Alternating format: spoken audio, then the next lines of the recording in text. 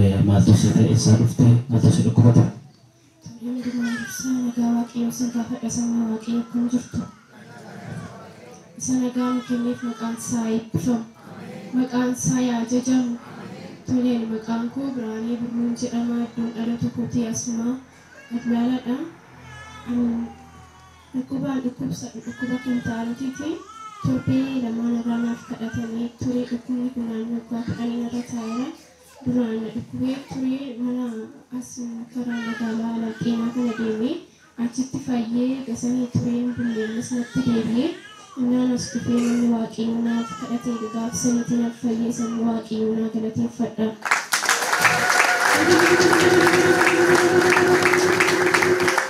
Dhukkuba waggaa 10 sirra ture kanaaf iddoon ati deemtee bulaalchiste jira? Achitti Laqeenaan deemee dura jalqabaas bishooftuun ture bishooftuu hin dandeenyu jedhanii Addis Ababaatti na dabarsanii Addis Ababaanis kana beekuudhaanitti waan fayyisuu wayii qoricha wayii naa kennanii dhukkubsa dheebuudha kiliinisa malli qimsaa waan itti wayyachuu didee innaan baaqaa macarashaa jiru fallisaa jedhamee maatiin koo as magaalummaa Dulaalataan dhufee innaan baaqaa ammas gaadanyaa maazarii xiyyaa turte alam xeenaa dhukkubni ishiidhaaf ta'uun jira deemi geesseetti. Innaan ishiinis na tuutee na geessitee achitti naaf fayyee naannoo ji'a tokko taa'ee ammas natti deebi'ee as dhufee immoo namni waaqayyoo naaf kadhatee gaafsaniitii naaf fayyee naa galateeffadha irra deebi'aa ture. Dhukkuba kana waggaa 10 oliif natti rakkachaa ture. Agamaaf doktor biyya dhufu? Tureera naannoo bakka 3-4 ta'ee deebi'e. Erga guyyaa asitti torbee irraa sii kadhatamee hin jiru? Hin jiru bilisa. Mee gooftaa kana galateeffadhaa isa dhukkuba kana namarraa kaasa. Isaa dhuftanii maaltu isin dhukkubata? Maqaan kiyya dhukkubaa dhugganna dhukkubee sirna dhugganna mul'aa akkasumatti bahee torba sadeenadhaa mana gamtiffan fee asitti na kadhatanii bakkotti narraa bakka anadhee bakka agarsiis dubbi kiyya nasaan ta'e. Amma maaf sanarra ta'u? Baay'ee kan namoota akkuma bona dabree saffisa namarra bahee bakka karaa waggaa tokko marra bulchaa akka danda'ee gadi hin jiru halkan danda'ee hin ciisu amma halkan akkasitti hunfure gara hojii battan kaa yoo guyyaa abbaan hojjetu galgala danda'ee lafaan qabu. Maa kiniinii kana naa kennu dhumaa jibbaan bakka kadhanii asnaawee kan ka'e dhufe duraas immoo waldaa narra ture asumatti fayyee dhugaan baane amma eega torba sadii haqaati dubbi kiyya nasaadha. Yeroo hospitaala deemte yookaan kilinika deemte maal sin hin jedhan?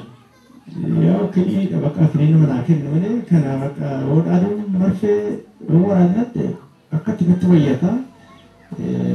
Yaa'u qanii tokko yoo natti baay'ate bariisaa namatti deebi'a. Sanii achi kiliinuma naa kennanii kiliinuma liqimsaa hunduu naasii qulqulluu.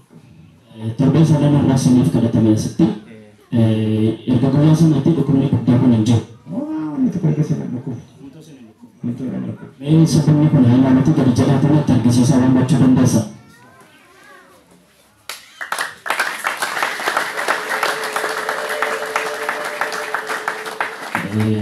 Yeroo sun dhukkubaatuma sana akkana gochuu dandeessu gadi jechuu dandeessu? Hin danda'u. Amma garuu bilisa. Amma nasa. Galateeffadhaaf moo gooftaa kana? Ishi nama eebbifamuuf maqaan eessaa dhuftee maaltu si ta'e? Ani maqaan koo Balleedhaa Naaf Adulaala. Baay'ee tokko hanaan dhibamaa ture. Dudda koo ture. Dudda koo bara 2009 gadhee oliin jedhu na dhukkuba. Ganama hoggaan ciisaa ka'u foqoqeen firaashirraa bu'ee lafa taa'aa ture. Baay'een itti rakkadhaa. Waldaa dhaqe gaafa sanaaf nan fayyaa galee natti deebi'a. Gaafa sanaaf nan fayyaa baqa waan goona waldaa asii hoggaa dhufanii humna akkasii baqa guyyaa aratti jala marainu asan dhufe baay'ee gaaficha baay'ee tokko fixxazanii dhufe baay'ee gaddeera nan dhufe as taa'ee barsiistuu tokkoof kadhachaa nan ture kunoo asan taa'anii barsiistuuf kadhata waa isheen bu'a taa'e amma atiin fayyii taa'anaan jedha keessa kooti maaliif akkasan ta'a nan gala baqaanii yookiin jedhee otuman ofitti yaadu naa kadhatame asitti naa kadhatame duddi koo kuni inni kun qixxee namatti citaa kuni kun namatti citaa dandeen dubbadhu ogaan dhaabbatu kinoo akkas na godha bishaan dandee baadhee mana biraan hin gaadhu ijoolleedhaan na qabsiisaan jedhaan ammootuma akkas gaafa isaan asitti naa kadhatan bakka bayyeessu waan maalan jedhare waan ta'e ba'aa wayiitu narraa hidhaa wayii narraa hiikame duddi koon akka nadhee jiru sun walitti naa hodhan bakka nan gammadeesi isa bichaa kan ta'in baay'ee waa'ee mana koo keessa baay'een jeeqama maal akka isaan akkamitti akka ga'an hin beeku baay'ee sitti isaan baay'ee na gargaaran dhugaa waaqaati mana kiraan irraa kaffalanii waan mana koo naa guutanii maalan jedhare eenyuttan dubbadha ani waaqayyo bichaadha anaan kan na gargaaru ammas waaqa bichaa dugda bara 2009 irraa yoggaan ciisaa koo ganama daa'imaaf otoo ta'in qaansiraa gizee hojjedhu jechuudha ganamaan ka'ee hojii koon deemuun jedhee foqoqee firaashiidhaan foqoqee lafa bu'ee achi taa'ee akkanatti harka lamaanii qabadhee ol ka'ee otoo akkatti na urgufuu shimtu beetirra taa'ee akkatti qabadheen ka'a edda gaafa asitti naa kadhatame dhugaa waaqaati jedhan gurguddaa kubbii miti abjuu hamaan na abjoodheen beeku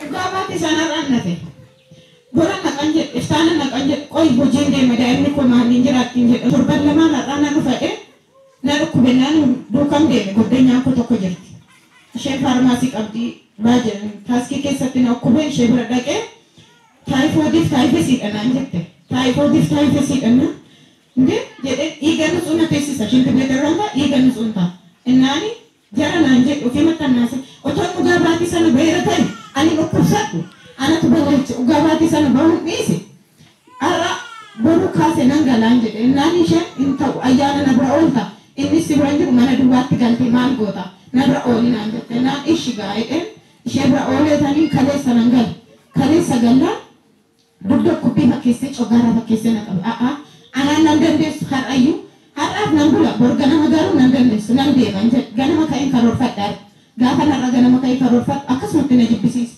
kiddoo duuba kan zamme ka'een deemnaa maafi dabbararra ka'een deemnaa ishi baqaa'ee kaadhee ishee wajjin kadhee dhufe baqa yaa waaqayyo surreen uffadheera akkamittan ta'ee dhugaabaatii waan hin haadha urtoo dhugaabaatiin waan guddaafis miti waan xiqqaafis miti xiqqoo isheerraas fayyaa dhugaabaa dhukkuba biraatu guddaa ta'e nutti deebi'a anarraa kaasaati yaadadha guyyaa gooftaa ufuusaa hin beeknu gaafa fayyina irraa kaane dhugaa ba'uu akka dandeenyu waaqayyoon waa gargaara. Dhukkuba kanaaf gara waggaa 7 olii rakkadhee jette. Garuu isa kana fayyuudhaaf lafatti dhaqxee jira. Ani akiin bishooftuu deemee raajii ka'e miidhaman qabdu dugdi kee miidhaman qabu garuu hojii ulfaataan hojjetiin miidhamallee hin qabdu naan jedhan ani garuu isuma kee nan hojjedha. Eddana dhufe bakka waaqayyo galatu dugdi koo nan dhukkubu akkam barbaadeen jaarkee ni baadha akkam barbaadeen utaala akkam barbaadeen rafa akkam barbaadeen kaa tokkoffaa nan jedhu ani nama biraa hundi paastariin kun kan dhufe haadha naa ta'e abbaa naa ta'e daa'ima koofillee abbaa ta'e haadha ta'e keessaa rakkina koo keessaa harkisee na baase harka isaa irratti yesuus isa wajjin siree ta'e adda naan nagaye ammallee maaloo waaqayyo kan isin qabdan irratti dachaa sinaa eebbisu naa jedhaan. Dhugaabaa hin danda'u waan baay'een na ta'e waldaa kanatti bool'atti seexanni bool'attotu na ofuullee bool'a qarqaraa na deebiseera waldaa kanatti waan baay'een na ta'e ammallee waaqayyo isaan hin naafaa jiraachisu lafa isaan jiran mana isaan jiran waaqayyo nagaa isaatti naafaa buufatu. Erga bayyaa sanaatiin dhukkubachaa jiru. Fayyaa. Nagaa kooti waaqayyo faa galatu daa'imni koo yoo kubsadheen beektu ani immoo kubsadheen beeku. Sittiin deebiin waaqayyo si eebbisu itti fa'a.